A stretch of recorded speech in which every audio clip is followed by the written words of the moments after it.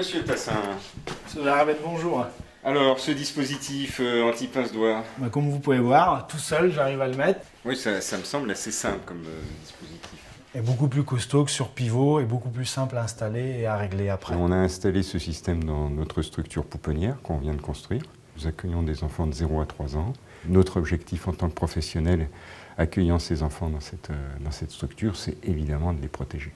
J'ai choisi un système anti-pince-doigt qui me semble être un système performant, très sécurisé, dont le coût n'était pas excessif et qui présente un intérêt esthétique évident. La conception est originale quand on ne peut pas coincer les doigts dedans.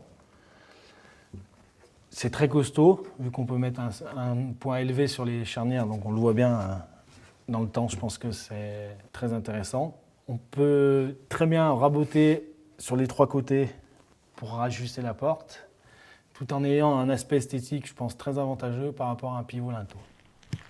Les SETI, c'est Safety Anti-Trauma Hand System. C'est des charnières de porte anti-pince-doigt. En fait, ce qu'il y a, c'est que ma fille, étant jeune, se retrouvait avec le doigt coincé entre la porte et le dormant. Et, enfin, je ne vais pas passer les détails, mais globalement, la porte touchait le dormant, donc le doigt était perdu. Et je trouvais ça aberrant, quoi. Aberrant que cette problématique existe. Et je me suis mis dessus, et à un moment, j'ai eu l'idée qui a commencé à venir, j'ai travaillé dessus. Et ce qu'il y a de nouveau, c'est, en l'occurrence, ça, c'est le fait que ce soit des charnières de porte. C'est unique au monde.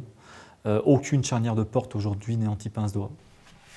Le marché est relativement large de la charnière.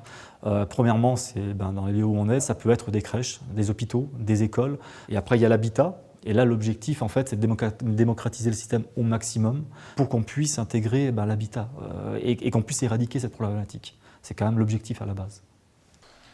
Bonjour Vincent. Bonjour André. Donc comme je vous avais dit, j'ai reçu la plaquette. Parfait. Donc, j'étais en train de regarder ce qu'on a à l'écran, ce qu'on avait imprimé. Donc tu vois vous voyez la présentation de ça et derrière vous avez la présentation de vos serrures Satis. C'est vrai que ce système, on ne l'avait jamais vu. Donc nous on a vu tout de suite ce côté finition en fait. Là on a une finition qui tire vraiment sur le haut de gamme. Et puis le fait de ne plus risquer de se coincer les doigts par rapport aux enfants, c'était un réel plus. On s'est dit, forcément, ça va se vendre. À vous de voir. Donc à nous d'adapter en fait en fonction de la demande. Voilà. Et du type de porte.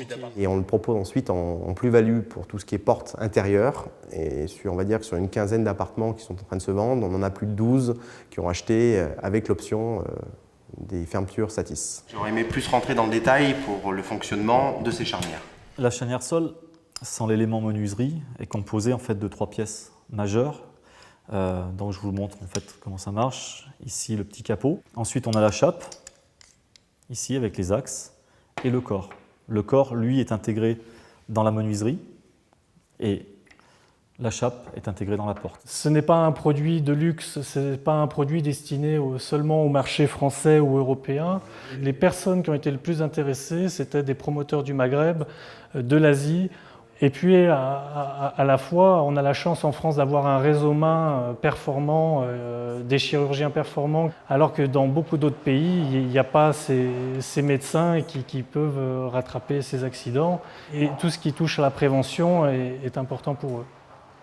Donc un vrai désir d'aller à l'export et à l'étranger, un vrai désir d'universalité dans ce produit.